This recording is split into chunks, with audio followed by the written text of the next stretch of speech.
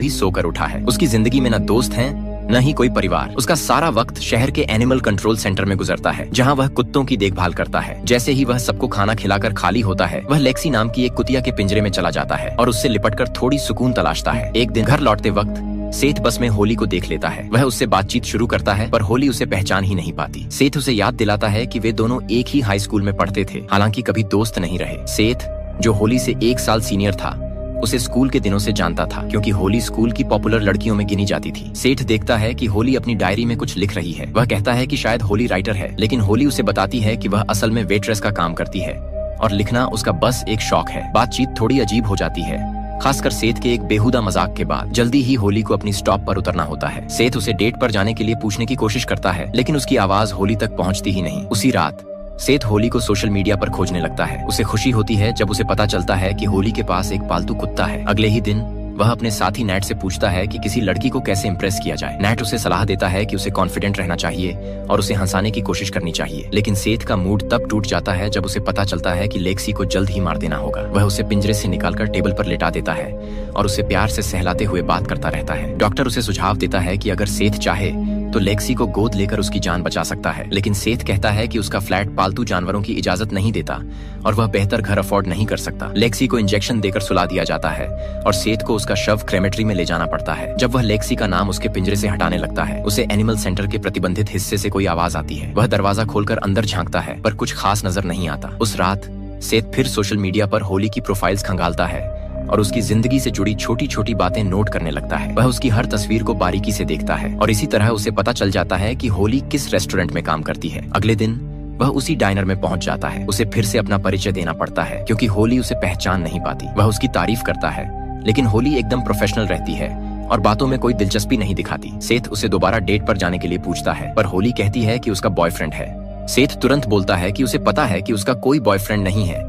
जिससे होली डर जाती है। वह बिल टेबल पर छोड़कर वहां से चली जाती है। उसी रात जब होली घर लौट रही होती है, उसे लगता है कोई उसका पीछा कर रहा है। असल में सेठ उसके घर के बाहर झाड़ियों में छिपा हुआ होता है। होली अपनी रूममेट क्लेयर को बताती है कि कोई बाहर है, लेकिन क्लेयर इसे सिर्फ उसका वहम समझती है। उसी दौरान होली को अपने एक्स बॉयफ्रेंड एरिक का फोन आता है, जो नशे में होता है। फोन काटने के बाद क्लेयर उसे समझाती है कि शायद उसे एरिक को माफ कर देना चाहिए, क्योंकि अकेलापन बुरी चीज है। लेकिन होली साफ मना कर देती है और शराब पीने लगती है। अगली सुबह होली डाइनर पहुंचती है, जहां उसे एक बड़ा फूलों का गुलदस्ता मिलता है। कार्ड पर सिर्फ लिखा होता है बी माइन। काम के बाद होली एरिक के बार में जाती है और उससे कहती है कि वह उसे गिफ्ट भेजना बंद कर दे। एरिक कहता है कि वह फूल उसने नहीं भेजे। वह होली को फिर से अपने साथ रहने के लिए मनाने की कोशिश करता है, लेकिन होली उसे याद दिलाती है कि उसने धोखा दिया था। कुछ देर बाद सेठ भी बार में पहुंचता है और दूर से उन्हें देखता है। जब होली बाहर जाकर सिगरेट पी रही होती है और अपनी डायरी में लिख रही होती है, सेठ फिर उसके पास पहुंच जाता है। होली उसे अब भी पहचानती नहीं है और कहती है कि वह जा रही है। तभी सेठ उसे बताता है कि वही फूल उसने भेजे थे और होली चौंक कर उसे पहचान लेती है। उसे एहसास होता है कि सेठ उसका पीछा कर रहा था। सेठ उसे समझाता है कि वह कोई साइको नहीं है, बस उससे बात करना चाहता है। वह कहता है कि उसने स्कूल के बाद से कभी उसे भुलाया ही नहीं। होली फिर से जाने की कोशिश करती है, लेकिन सेठ उसका रास्ता रोक लेता है, जिससे होली घबरा जाती है। वह उसे धक्का देती है और बार के अंदर वापस चली जाती है, जहां एरिक देखता है कि सेठ उसका पीछा कर रहा है। होली एरिक को बताती है कि सेठ ने उसे पकड़ने की कोशिश की। एरिक काउंटर लांघकर सीधे सेठ पर हमला करता है और उसे घूंसा मारता है। सेठ फर्श पर गिरकर खून से लथपथ हो जाता है, लेकिन वह हंसता रहता है। एरिक उसे लात मारता है और होली को बीच बचाव करना पड़ता है। एरिक सेठ को बार से बाहर निकालकर कहता है कि वह दोबारा यहाँ न आए। फर्श पर पड़े सेठ की नजर होली की नोटबुक पर जाती है, जो गिर गई थी। घर लौटकर सेठ पहले अपनी चोट पर मरहम लगाता है और फिर नोटबुक पढ़ना शुरू करता है। पता चलता है कि यह होली की पर्सनल डायरी है, जिसमें वह अपनी सारी भड़ास और भावनाएं लिखती रहती है। सेठ पूरी रात जगकर डायरी के पन्ने पढ़ता रहता है। उसे हर लाइन में ऐसा लगता है जैसे वह होली के गुस्से और उसके अंदर छिपे डर से खुद को जोड़ पा रहा हो। अगले दिन काम पर सेठ जानवरों के शेल्टर के उस इलाके में जाता है जहाँ कोई नहीं जाता। वहाँ उसे फर्श पर एक छिपा हुआ दरवाजा मिलता है। वह नीचे उतरता है और एक पुराना कमरा ढूंढता है, जो अब भी बिजली के कनेक्शन से जुड़ा हुआ है। इसी जगह को देखकर उसके दिमाग में एक डरावनी योजना जन्म लेती है। फिर कई दिनों तक सेठ उसी प्लान पर काम करता है। वह इंटरनेट से सामान मंगाता है और ऑनलाइन वीडियोस देखकर सीखता है कि पिंजरा कैसे बनाया जाए। वह उसी पुराने कमरे को धीरे धीरे एक बंदी गृह में बदलने लगता है। इस बीच वह होली की डायरी भी लगातार पढ़ता रहता है और जानवरों के शेल्टर में रखी दवाओं में से नींद की दवाएं चोरी करता है। एक रात घर पर वह खुद पर वही दवा आजमाता है और बिना किसी बुरे असर के तुरंत गहरी नींद में चला जाता है। कुछ दिन बाद होली रात में अपने अपार्टमेंट की तरफ लौट रही होती है। उसे महसूस होता है जैसे कोई उसका पीछा कर रहा हो। वह रुककर इधर उधर देखने लगती है, मगर सेठ उस वक्त छिपा होता है। जब होली फिर से चलने लगती है, उसे फिर वही आहट महसूस होती है। डर कर वह अपने पर्स से पेपर स्प्रे निकालकर किसी पर छिड़क देती है, लेकिन गलती से वह किसी बेघर आदमी पर स्प्रे कर देती है। वो आदमी चिल्लाने लगता है और होली वहाँ से भाग जाती है। दूर से सेठ सब देखता रहता है। इसके बाद सेठ उसी आदमी का पीछा करता है जो अब दर्द में कराह रहा होता है। कुछ ही देर बाद सेठ एक दीवार पर चढ़कर होली के घर की खिड़की से भीतर घुस जाता है। होली उस वक्त बाथरूम में होती है और दवाएं ले रही होती है। तभी उसे कोई आवाज सुनाई देती है। वह फौरन बाहर भागती है, लेकिन सिर्फ खुली खिड़की पाती है। वह खिड़की बंद कर देती है और वापस अपने कमरे में लौट जाती है। जैसे ही वह बिस्तर पर लेटती है, सेठ उस पर छलांग लगाता है और उसकी गर्दन में नीडल घुसाकर उसे बेहोश कर देता है। होली कुछ सेकंड तक छटपटाती है, लेकिन फिर दवा का असर होते ही बेसुध हो जाती है। फिर सेठ होली को एक बड़े से बॉक्स में छिपाकर शेल्टर में ले जाता है। वहाँ उसका साथी नैट उसे रोकता है और पूछता है कि इतनी रात को वो क्या कर रहा है। सेठ बहाना बनाता है कि बॉस ने उसे अचानक एक डिलीवरी का काम सौंपा है। नैट उस पर भरोसा कर लेता है और बस उससे एक फॉर्म पर साइन करवा लेता है। बॉक्स के अंदर धीरे धीरे होली को होश आने लगता है। वह हल्की आवाजें निकालती है। सेठ उसे छुपाने के लिए जोर से खांसता है, लेकिन फिर भी होली की आवाज फिर आती है और इस बार नैट उसे सुन लेता है। पर नैट सोचता है कि ये एयर कंडीशनर की आवाज होगी। सेठ वहाँ से चला जाता है। होली अब पूरी तरह होश में आती है और खुद को एक अंधेरे कमरे के लोहे के पिंजरे में पाती है। घबराकर वह पिंजरे की सलाखें तोड़ने की कोशिश करती है, लेकिन इतनी जोर लगाती है कि उसका नाखून उखड़ जाता है। वह पिंजरे की सलाखें पकड़कर मदद के लिए चीखती है, लेकिन उसकी आवाज सिर्फ शेल्टर के कुत्तों तक पहुंचती है, जो जोर जोर से भौंकने लगते हैं। नैट ये सोचकर टाल देता है कि कुत्ते यूं ही भौंक रहे होंगे। सुबह होते ही सेठ फिर कमरे में आता है। उसके हाथ में एक पॉट है ताकि होली उसमें पेशाब कर सके। वह उससे बहुत नरमी से बात करने की कोशिश करता है, लेकिन होली उसे गालियां देती है। तब सेठ कहता है कि उसने खाने का हक खो दिया है और अब खाना नहीं मिलेगा। वह कहता है कि वे कल फिर से बात करेंगे। उसके जाने के बाद होली अपने हथकड़ी के चैन को लोहे की छड़ों पर रगड़ना शुरू कर देती है, शायद उसे काट पाने की उम्मीद में। अगले दिन सेठ आखिरकार उसे थोड़ा सा पानी और खाना देता है। होली रोते हुए उसकी टांग पकड़ लेती है और उसे छोड़ देने की भीख मांगती है, लेकिन सेठ कहता है कि उनके रिश्ते की सीमाएं जरूरी हैं और वह फिर कहता है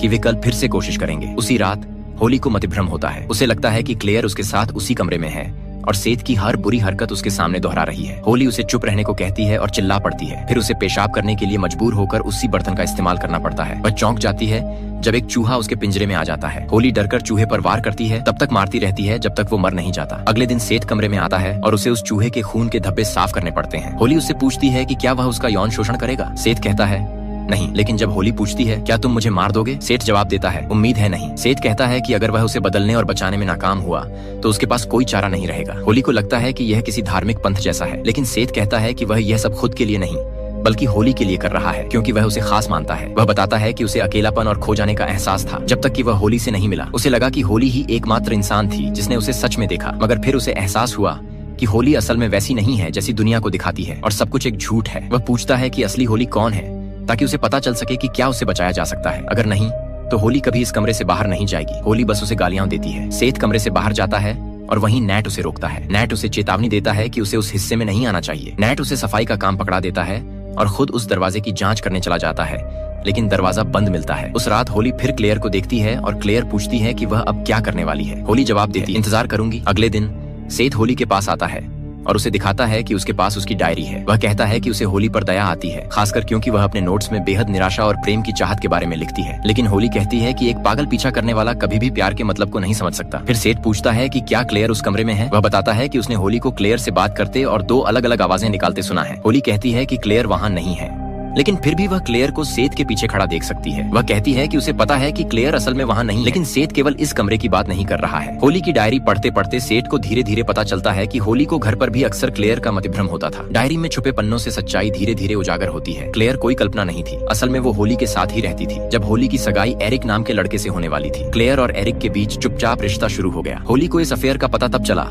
जब उसने एरिक की ईमेल्स चुपके से पढ़ ली। एक दिन क्लेयर और होली साथ कार में सफर कर रही थी। क्लेयर ने माफी मांगने की कोशिश की, कहती रही कि उसका अफेयर कोई मायने नहीं रखता, लेकिन होली का गुस्सा बेकाबू हो गया। उसने तेज ड्राइविंग शुरू कर दी और गाड़ी भगाते हुए पागलों की तरह चिल्लाने लगी कि क्लेयर ने उसकी जिंदगी बर्बाद कर दी। काफी देर तक वह ट्रैफिक को बचाकर निकालती रही, लेकिन आखिरकार गाड़ी उसके कंट्रोल से बाहर हो गई और भीषण एक्सीडेंट हो गया। जब होली होश में आई तो उसके पेट में कांच का टुकड़ा धंसा था। पास ही खून से सनी क्लेयर पड़ी थी। क्लेयर की आवाज सुनकर होली को गुस्सा आया। उसने पेट से कांच का टुकड़ा निकाला और उसे सीधा क्लेयर की आंख में घोंप दिया। पुलिस ने बाद में इसे महज एक्सीडेंट मान लिया और क्लेयर की मौत पर शक नहीं जताया। वर्तमान में होली सेठ को बताती है कि वो एक फिक्शन राइटर है। सेठ को लगता है इसी वजह से उसने पुलिस के पास जाने से पहले सब कुछ पक्का करना चाहा। सेठ उसे बताता है कि वो कई दिनों से उसका पीछा कर रहा था और उसे पता चला कि क्लेयर की मौत के बाद से होली अक्सर अनजान लोगों पर हमला करने लगी थी। कुछ को तो उसने मार ही डाला। वही होली थी जिसने एक बेघर आदमी पर पेट्रोल डालकर उसे जला डाला। सेठ का मानना है कि होली अपनी डायरी में ये सब इसलिए लिखती है ताकि कोई उसे पकड़ ले और उसे क्लेयर की मौत के लिए सजा दे, मगर सेठ कहता है कि वो उसे सजा देने के लिए नहीं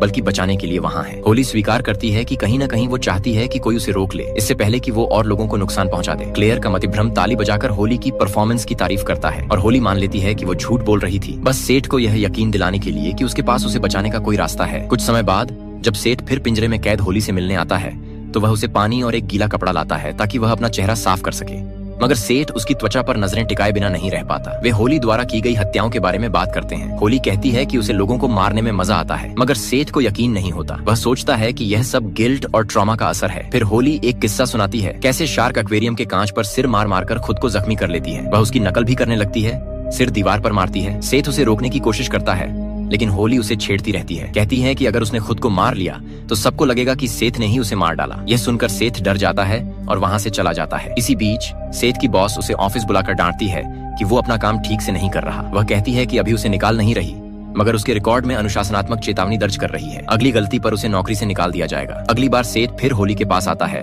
और उसे 2 चॉकलेट बार देता है। कहता है कि उसे सीखना होगा कि वह कंट्रोल में नहीं है। अगर होली ने सही व्यवहार नहीं किया तो उसे खाना मिलना भी बंद हो जाएगा। होली उसे एक सपना सुनाकर मनाने की कोशिश करती है जहाँ दोनों बीच पर साथ होते हैं, खुश और आजाद। सेठ पिघल जाता है और खाना लाने के लिए मान जाता है। सेठ जैसे ही खाने के लिए बाहर जाता है, नैट उसे देख लेता है। उसे शक होता है, इसलिए वह दरवाजा आजमाता है और पहली बार उसे खुला पाता है। वह नीचे के हैच से कमरे तक पहुंच जाता है और दंग रह जाता है जब पिंजरे में कैद होली को देखता है। होली नैट से मदद की भीख मांगती है। नैट ताला तोड़ने के लिए हथौड़े से मारना शुरू करता है। तभी सेठ लौट आता है। होली नैट को इशारे से चुप रहने के लिए कहती है, फिर उसे बातें करके व्यस्त रखती है और उसी बीच सेठ चुपचाप नैट के पीछे जाकर उसके सिर पर वार करता है। नैट भी कमजोर नहीं था। वह सेठ को दीवार पर धकेल देता है, पर सेठ चाकू निकालकर उस पर हमला कर देता है। नैट को कई वार लगते हैं, फिर भी नैट भागने की कोशिश करता है, पर होली अपनी टांग फैलाकर उसे गिरा देती है। उसके बाद होली सेठ से मीठी मीठी बातें करने लगती है ताकि वो नैट को मारने के लिए राजी हो जाए। सेठ आखिरकार नैट के सिर पर सीमेंट ब्लॉक दे मारता है। होली यह सब होते हुए बड़े मजे से देखती रहती है। हत्या के बाद सेठ का मानसिक संतुलन हिल जाता है। होली उसे संभालती है